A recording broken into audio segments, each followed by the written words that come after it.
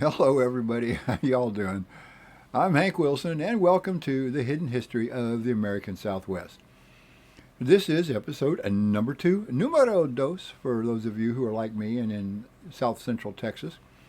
This one is The Spanish Meet the Indigenous Peoples. Now, just to remind everybody, especially those who were taught American history in grade school or high school, especially in the South, white Europeans did not, in fact, uncover or discover a new world. They did uncover a world where people had been living for thousands of years. And the English were not the first group to set up colonies.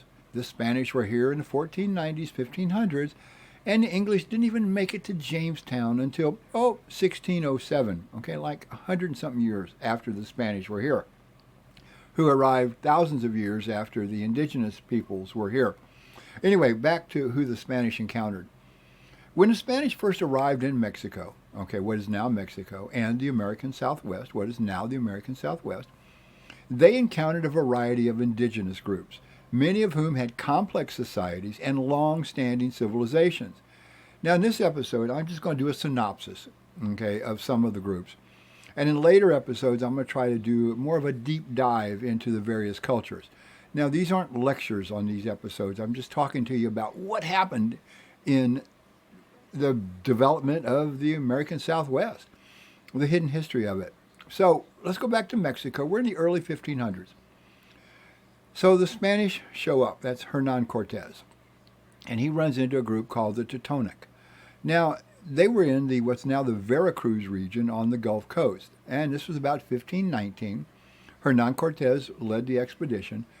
And the significance of this was the Teutonic were among the first to ally with the Spanish against the Aztec Empire. Okay, very important. Another group was the Tlaxcalans. Okay, now that's spelled Tlax. So I'm not going to pronounce it Tlax. The Tlaxcalans, and they were in central Mexico, east of Tenochtitlan.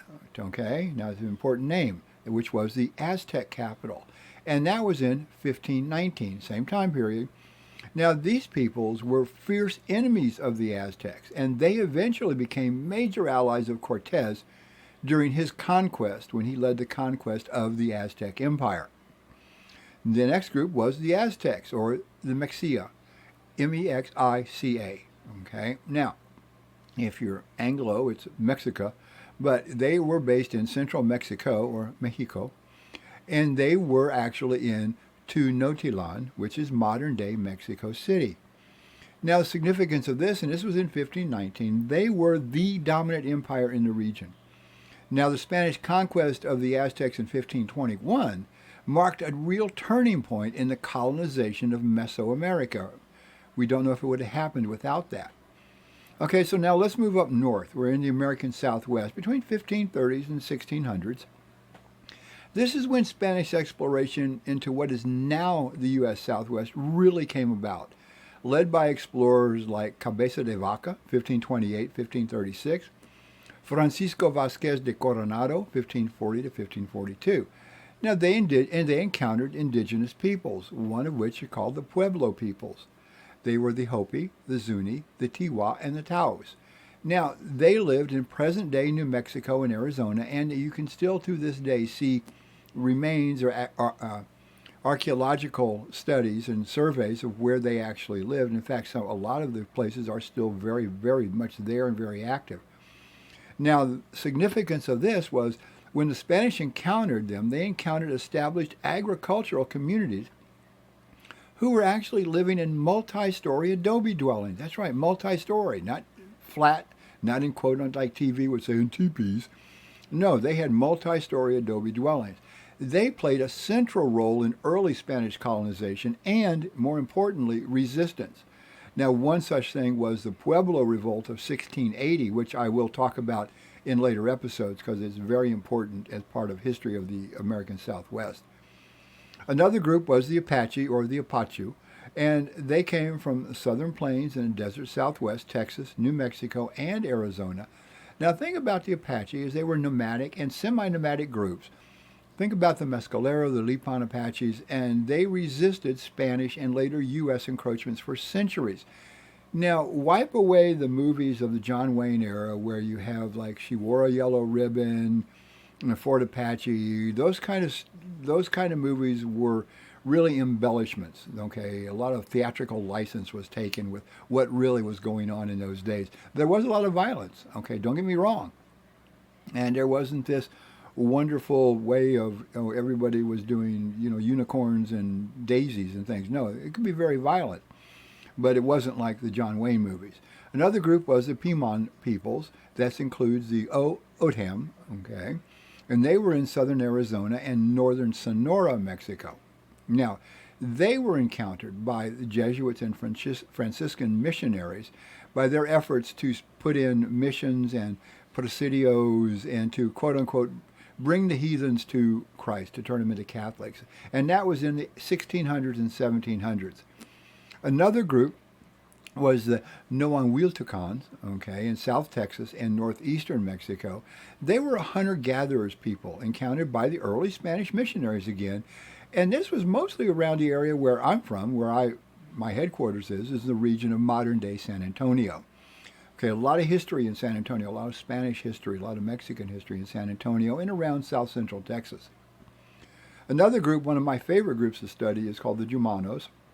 Now, they live further up the Rio Grande and far northwest of the Cojulicans, and the Jumanos lived there. They were perhaps related to the Pueblo people of New Mexico, and they had migrated southeast by the early 1500s.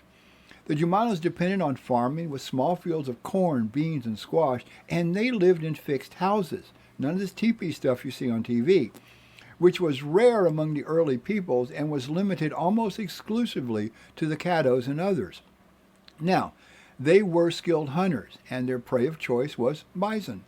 Now, their permanent villages lay dotted along the Rio Grande from its confluence with the Rio Conchos to the location of modern-day El Paso. Another groups, the Suma and Manso. Now, these tribes, they lived along the Rio Grande near present-day El Paso.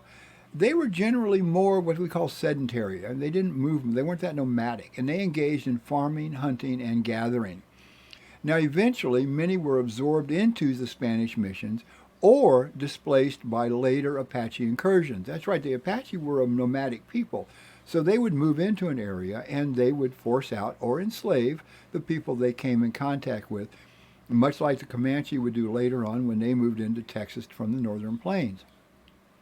You also have the Conchos, who lived to the south in what is now northern Mexico, but had interactions in the Trans-Pecos areas. Now, some of these folks moved north into the region during certain periods, especially along the Rio Grande. Now, another group, Tigua, or Tigua. Originally from the Pueblo areas of New Mexico, a group of Tigua were relocated to the El Paso area after the Pueblo Revolt of 1680. Remember, I mentioned that earlier. That's a significant part of New Mexico history and American Southwest history. They settled in Isleta del Sur. Isleta is Y-S-L-E-T-A, del Sur, which still exists today, okay, and it's still active. Got a great website, a lot of history on it. You can find out and you can read about it. It's a wonderful website. Now, so these are the groups who were there. Well, Spain needed to set up a colony, which means they needed to have a governor. And the first Spanish governor of New Mexico was a gentleman by the name of Don Juan de Oñate. Okay, historically, he was a bad human being. He just was. Now, we can celebrate the fact what he did, but he hunted for gold. He was mean. He was nasty. And he was just he was very much a conquistador in every sense of the word. He was appointed in 1598, and he did lead the first successful Spanish colonizing expedition into the region that would become New Mexico. Oñate established the first capital at San Juan de los Caballeros, near present-day Joque Owinga Pueblo.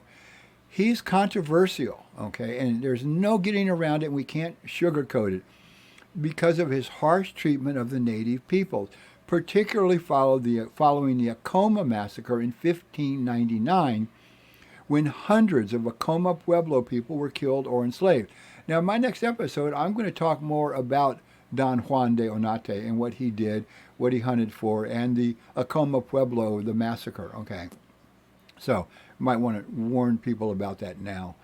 Now that we know who the major players were, we can begin uncovering, pulling back the layers of what they say, was it peeling back the layers of the onion, the hidden history of the Southwest.